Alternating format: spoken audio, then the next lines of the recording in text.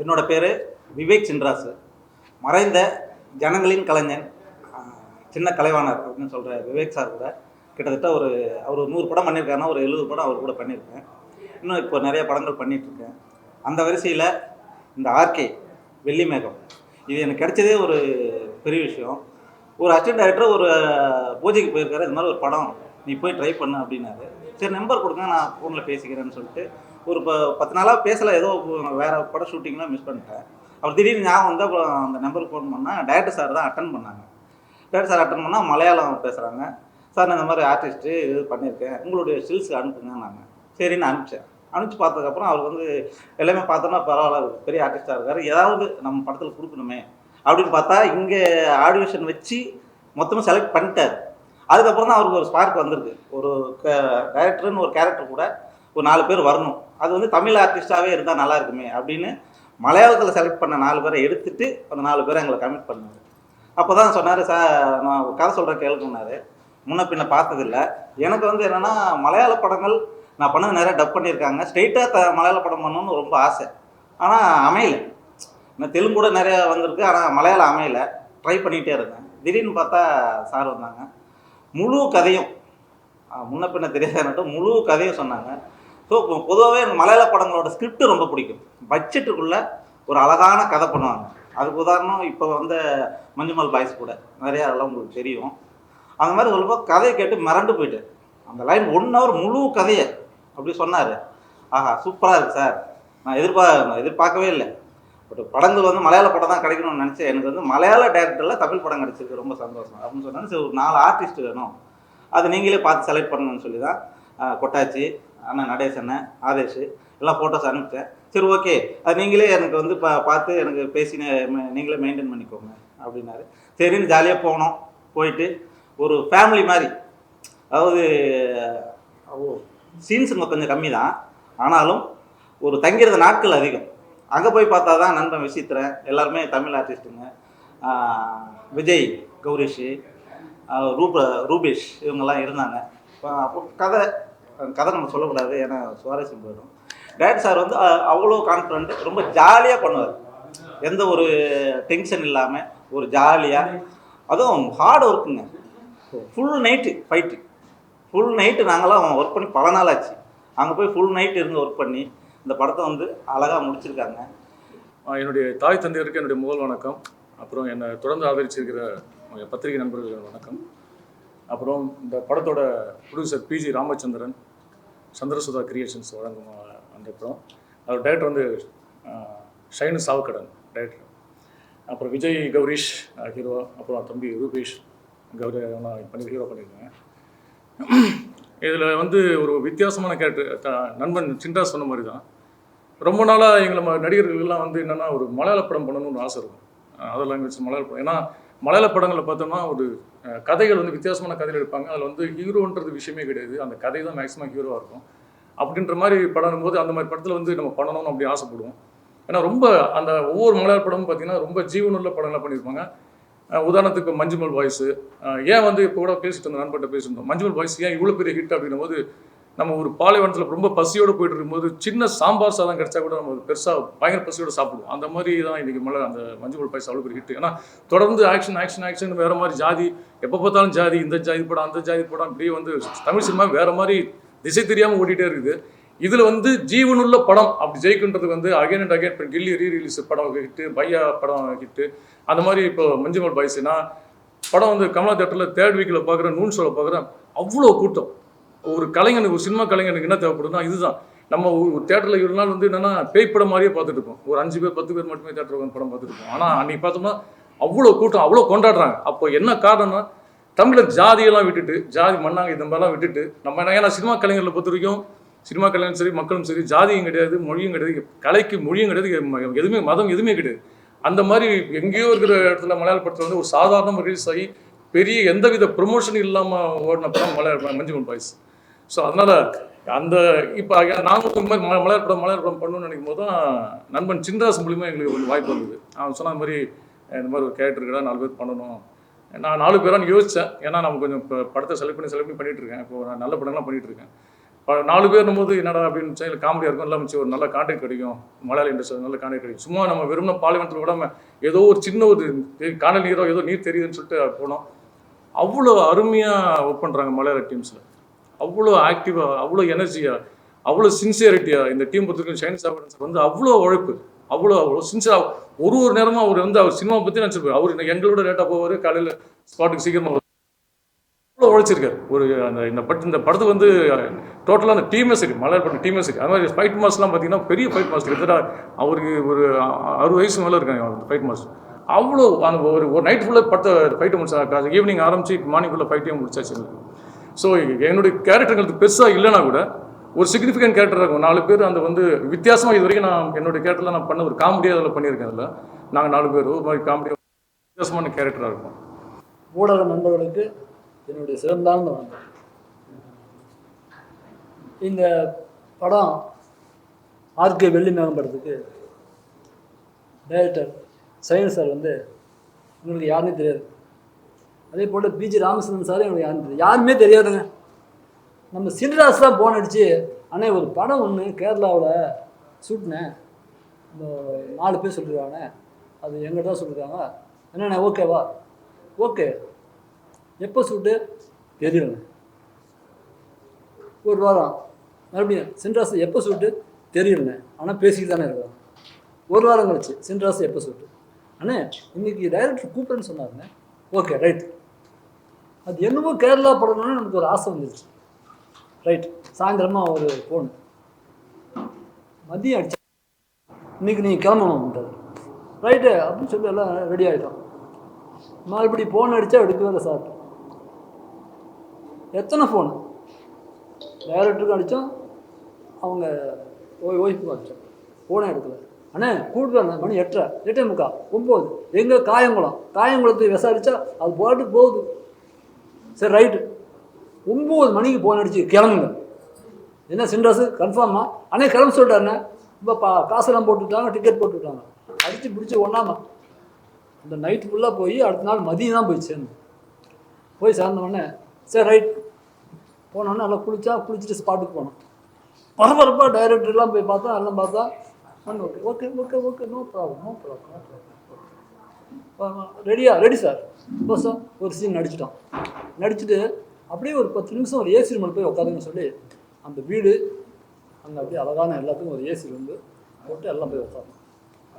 ஒரு 10 நிமிஷம் ஒரு 1/4 மணி நேரம் டைரக்டர் வந்தார். ஏன்னா நாங்கள் அன்றைக்கி தானே போகிறோம், ஒரு சீன் தான் நடித்தோம். சார் டைரக்டர் சார் என்ன சார் அடுத்து அப்படின்னார் டைரக்டர். சார் நெக்ஸ்ட்டு அவர் நெக்ஸ்ட் ரெஸ்ட்டா சார்? அதுக்கு அப்போ இவ்வளோ யோசனை பண்ணீங்க? ஆமாம்மா நீங்கள் போய் ரெஸ்ட் எடுங்க. போனோம், அனுப்பிச்சி விட்டார், ரூமுக்கு அனுப்பிச்சி விட்டார். அடுத்த நாள் எல்லாம் 6 மணிக்கு ரெடி ஆகிட்டோம் பக்காவா. ஃபோன் வரும்னு பார்த்தா முடியல. மறுபடியும் டைரக்டருக்கே ஃபோன் அடித்தோம். சார் என்ன சார் இன்னும் கூப்பிடல? Rest sir. இப்படியே 5 நாள் எடுத்தோம் சார். 5 சார் ஒரு நாளைக்கு ஒரு சீன் தான் எடுப்பார். எந்த பிரச்சனையுமே இல்லை, எந்த சண்டை இல்லை, எந்த சச்சரவும் இல்லை, எந்த குழப்பமும் இல்லை, நீட்டாக. அதாவது சின்ன படம்னு சொல்கிறாங்க சார், பொய் நம்பவே நம்பாது. ட்ராக் அண்ட் ட்ராலி அதை விட கேமராமேன் சாருக்கு சொல்லுங்கள் சார், என்ன ஒர்க் அது, அப்பப்பா என்ன மாதிரி ஒர்க் பண்ணுறாரு, என்ன மாதிரி டைரக்டர் 2 பேரும் பேசி வச்சு என்ன மாதிரி டீல் பண்ணி பெரிய படத்தை போய் சின்ன படங்கிறீங்க சார். சின்ன படம் பெரிய படமாகும், பெரிய படம் சின்ன படமாகும்.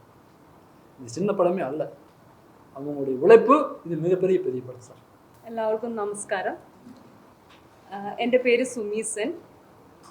ഞാൻ മലയാളത്തിൽ ഒത്തിരി പടം ചെയ്തിട്ടുണ്ട്. ഇത് തമിഴിൽ എൻ്റെ 2ാമത്തെ പടമാണ്. സൈനി സാറിൻ്റെ കൂടെ ഉള്ളതും സെക്കൻഡ് പടമാണ്. ഫസ്റ്റ് ഞാൻ പോയിന്റ് റേഞ്ച് എന്ന് പറഞ്ഞിട്ടുള്ളൊരു പടമാണ് ചെയ്തിട്ടുള്ളത്. അത് ഉടനെ തന്നെ റിലീസാണ്. ഷാർമിള മാം ഉണ്ടായിരുന്നു. ഇപ്പം 2ാമത്തെയാണ് നമ്മുടെ RK Vellimegham. Producer sir PG Ramachandran sir, supreme director Saini Chavakkadan സാറിൻ്റെ കൂടെ 2ാമത്തെ തമിഴ് പടം. ഇതിൽ ഞാൻ ചെയ്തിരിക്കുന്നത് സ്റ്റെല്ല എന്ന് പറയുന്ന ഒരു ക്യാരക്ടറാണ്. ഫൈറ്റ് സീനാണ് ഇതിനകത്ത് ചെയ്തിരിക്കുന്നത്.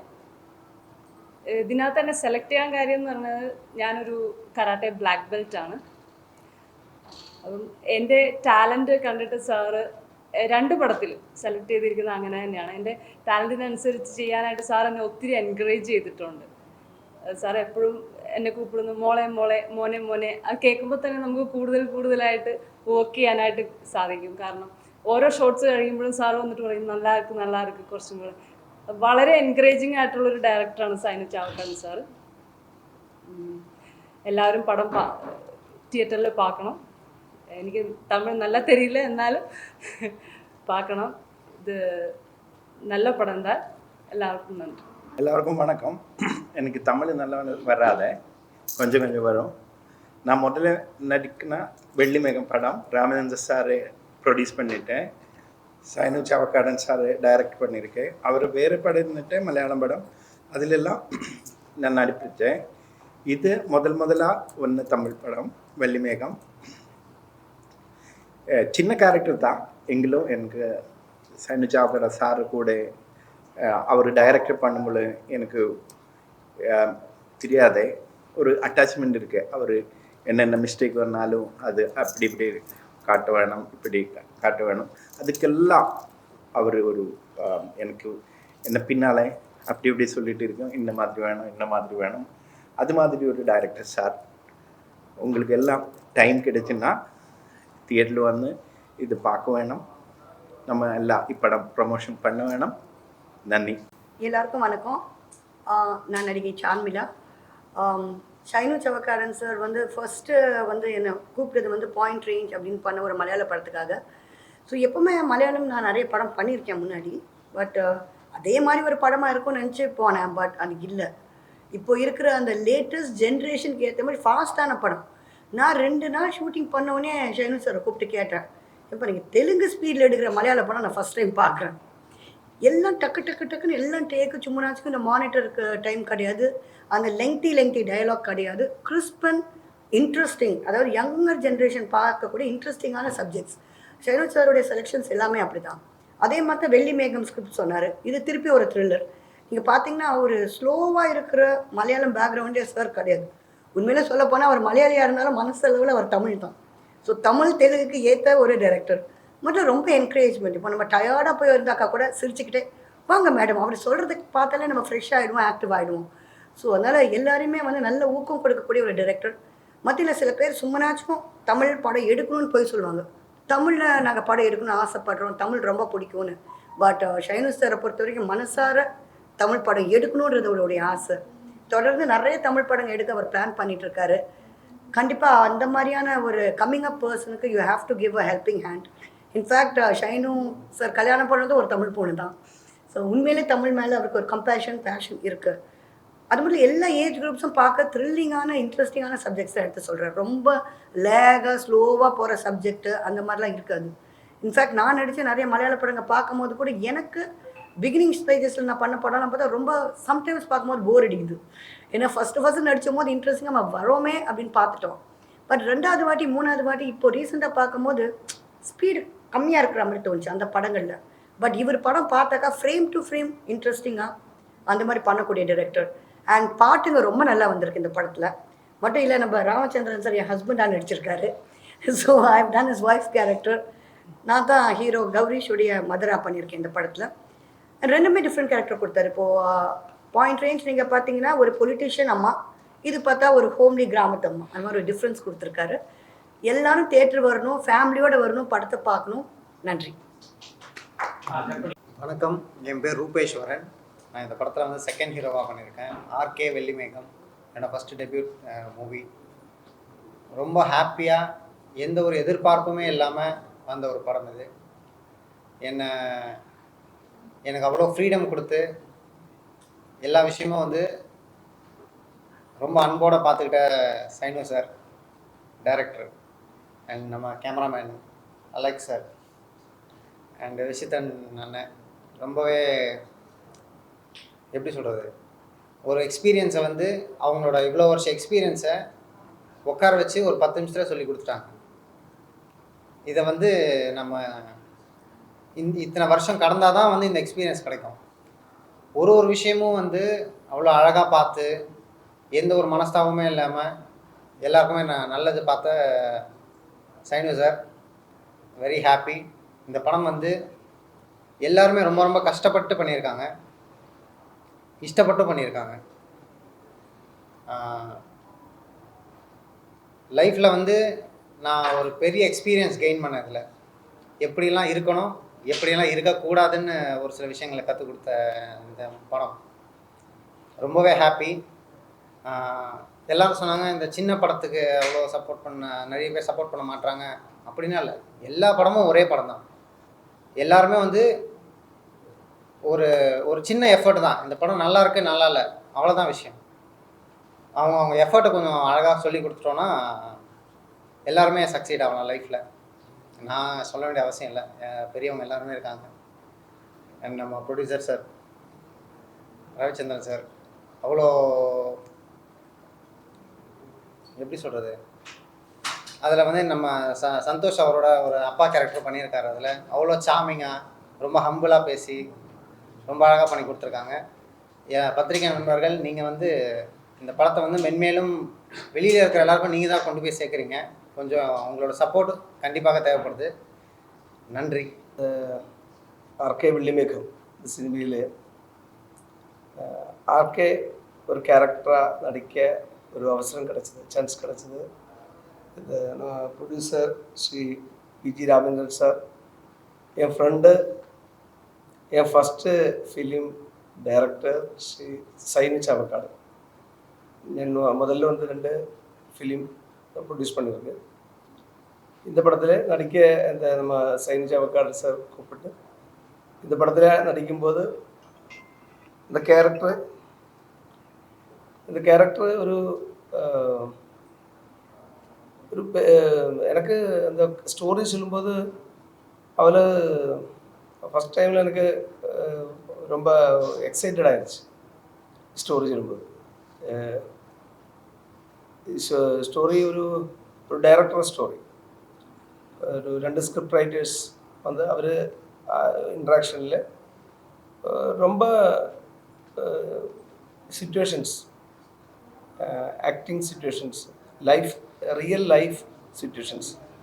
தமிழில் வந்து ஒரு டைரக்டர் லைஃப்பில் இந்த மாதிரி ஒரு ஸ்டோரி இருக்குன்னு சொல்லும்போது நான் எக்ஸைட்டட் ஆகிடுச்சு. அந்த கேரக்டர் தான் இதில் பண்ணுறது. நம்ம டைரக்டர் இந்த கேரக்டர் இதுக்கு முன்னாடி அவர் பண்ணுற படம் போயின் ரைட்ஸ், மலையாளத்தில் வந்து போயின் ரைட்ஸ் ஃபிலிம். ஓட்டோ சங்கர்லாம் நடித்த அப்பானி சரத் ஹீரோ நடித்த படம். அது இப்போது எல்லா சென்சர்லாம் முடிஞ்சு இப்போ ஃபிலிம் ரிலீஸுக்கு தயாராகிட்டாங்க. அதுக்கு முன்னாடி ஆள்கூட்டத்தில் ஒருவன் ஃபிலிம், அதுக்கு முன்னாடி வந்து கடல் പറഞ്ഞ കഥ, ആരോട് പറയാൻ ആരും കേൾക്കാൻ, അങ്ങനെ 5 ഫിലിംസ്, 6 ഇത് 6th ഫിലിം ഇത്. അപ്പോൾ ഫുൾ ക്രൂ ഇതിൽ എനിക്ക് ഞാൻ സ്റ്റോറിയിലേക്ക് അവള് പോകുന്നില്ല. എന്നാൽ സ്റ്റോറി அவள் ஒரு காம்ப்ளிகேட்டட் ஸ்டோரி. ஆனால் ரொம்ப க்யூரியாசிட்டி. எனக்கு ரொம்ப தேங்க்ஸ் சொல்கிறது நம்ம விசித்ரன் சார். அவர் வந்து தமிழ் சினிமையில் ஒரு பெரிய ட்ராவல் இருக்குது அவருக்கு. அவர் கூட நடிக்கும்போது, அவருக்கு முன்னாடி ஃபேஸ் டு ஃபேஸ் நடிக்கும்போது ரொம்ப இன்ஸ்பயர் ஆகிட்டு எனக்கு நின்ன ஆள். எல்லாருக்கும் வணக்கம். முதல்ல மீடியாக்காரங்களுக்கு வணக்கம். என் பேர் விசித்ரன். சுப்பிரமணியபுரம்னு ஒரு படம் நடிச்சிருக்கேன், ஒரு 5 ஹீரோட நான் ஒரு ஹீரோ. சிறுத்தன் ஒரு படம் பண்ணேன். அப்படி நிறையா படங்கள். சைனு சாவக்காரருக்கு என்னோட மனமார்ந்த நன்றி சொல்கிறதா, நெஞ்சார்ந்த நன்றி சொல்கிறதா, அதெல்லாம் அவங்க வந்து நன்றி சொல்லிக்கிட்டே இருக்கணும் எப்போவுமே அவங்களுக்கு. இதுமாதிரி ராமச்சந்திரன் சார் எல்லாம் ஜெனுவனான மனிதர்கள். கேரளாவில் நம்ம போய் தமிழ்லேருந்து அங்கே போய் நடிக்கும்போது பார்க்கும்போது புதுசாக தெரியுது எல்லாமே. அவங்க நடந்துக்கிற விதம் இது தப்பாக இருக்கா இல்லை பொய்யா தான் இருக்காங்களா அப்படின்னா கரெக்டாக இருக்காங்க. அந்த கரெக்டாக நம்மளால் இருக்க முடியலன்னு வருத்தமாக இருக்குது. ஒரு டீ கடையில் போய் காசு இல்லை, அப்புறமா பின்ன வந்தால் கொடுக்கட்டும் அப்படின்றாங்க. பின்ன வந்தானா எப்போ வந்து தர, நீ எப்பயாவது ஒரு வீட்டில் பார்த்தா அப்படின்றாங்க. சரி, இந்த ஒரு டீ கடை தான் அப்படி இருக்குன்னா நம்ம எல்லா டீ கடையிலையும் அந்த வேலையை பார்த்துருவோம் நம்ம. அப்போ எல்லா டீ கடையிலையும் அதான் சொல்கிறாங்க, பின்ன வந்தால் கொடுக்கட்டும். அடாடா நல்லா இருக்க. அப்போ நிஜமாக வாழ்கிறதுக்கான ஒரு இடமா இருக்குது. இங்கே தமிழ்லேருந்து அங்கே போய் நமக்கு ஒரு ஒரு ஒரு ஒரு வாய்ப்பை கொடுத்து எல்லா மனிதர்களோடையும் ரொம்ப அழகாக ட்ராவல் பண்ண வைக்கிறாங்க அப்படின்னா சந்தோஷமாக இருக்குது. மிக சைனு சாவகாரா அந்த பேரே வராது வாயில். அது ஆரம்ப ஷூட்டிங் போகும்போது இந்த பேரை மனப்பாடம் பண்ணிகிட்டே தருது, சைனு சாவகாரா அப்படின்னு. நல்ல மனிதர், மிக அழகான மனிதர். எனக்கு தெரிஞ்சு நான் அவங்க கூட இந்த குறுகிய காலகட்டத்தில் ட்ராவல் பண்ணும்போது நான் டெலிஃபோனில் பேசுவோம். டப்பிங்கில் இங்கே வந்திருக்காரு, டப்பிங்கில் அவ்வளோ என்ஜாய்மெண்ட்டு, ஷூட்டிங்கில் அவ்வளோ என்ஜாய்மெண்ட். சுனிலேட்டான ஒரு கேரக்டர் பண்ணியிருக்காங்க அவங்க, ஆர்கேன்னு. எப்படி கேரளா? ஐயோ கேரளா சூப்பர், மக்கள் சூப்பர், அந்த சோறு ஐயோ அப்படிம்பார்.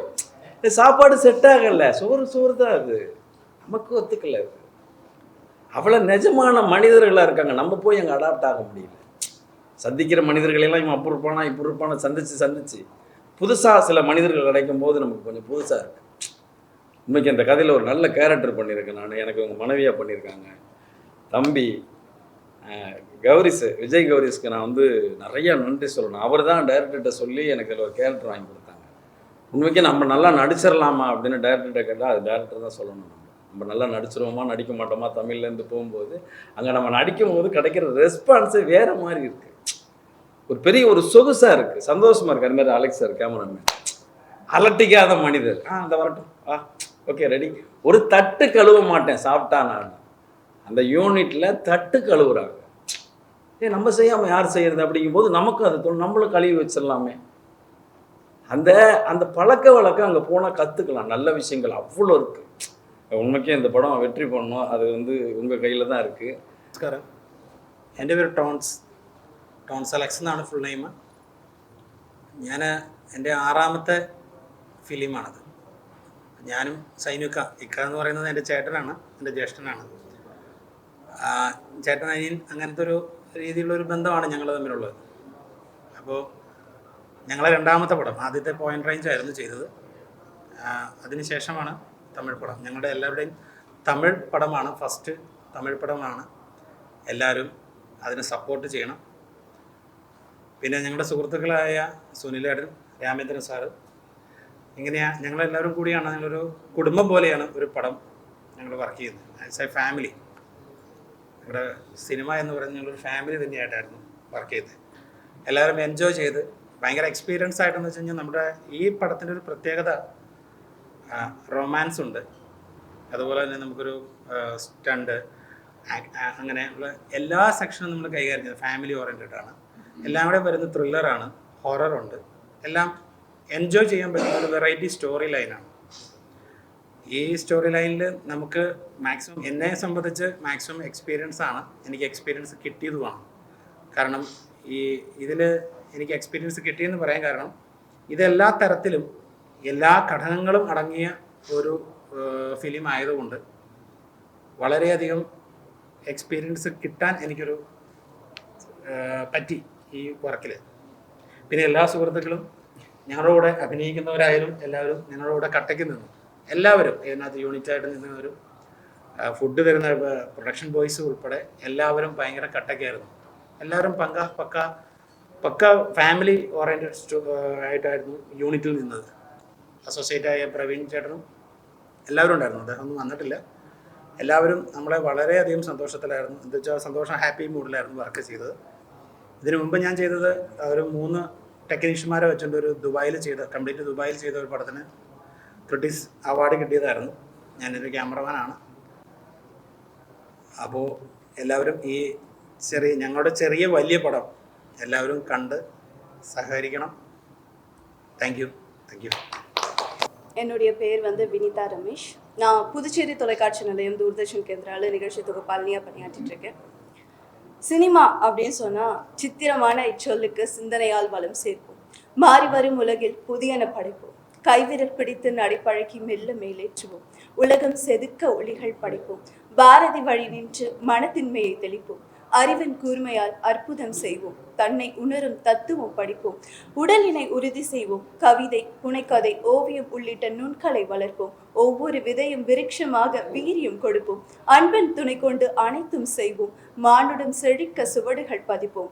இந்த வரிகளில் ஒரு கலைஞர் எப்படியெல்லாம் இருக்கணும், தன்னுடைய விஷயத்துல தனக்கு தெரிஞ்ச ஒவ்வொரு விஷயத்துலையும் எப்படி சிறப்பு பெற்று அதை மென்மேலும் வளர்த்துக்கணும் அப்படிங்கிறத அழகா கொடுத்துருப்பாங்க. அதே மாதிரி இந்த திரைப்படத்துல ஆர்கே வெள்ளிமேகம் திரைப்படத்துல இருக்க எல்லா கலைஞர்களும் சரி ரொம்பவே அழகா அவங்களுடைய திறமை, நிறைய வாய்ப்பு கிடைக்கிறது கஷ்டமா இருக்கு இந்த காலகட்டத்துல.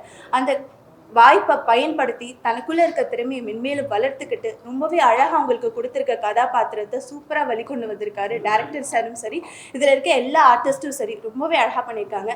நான் இந்த திரைப்படத்தில் வந்து costume designer as well as இந்த திரைப்படத்தில் ஒரு சின்ன கதாபாத்திரம் டீச்சர் ரோல் பண்ணியிருக்கேன். ஸோ வாய்ப்பு கொடுத்த டைரக்டர் சைனு சாவக்காடன் சாருக்கு ரொம்ப நன்றி.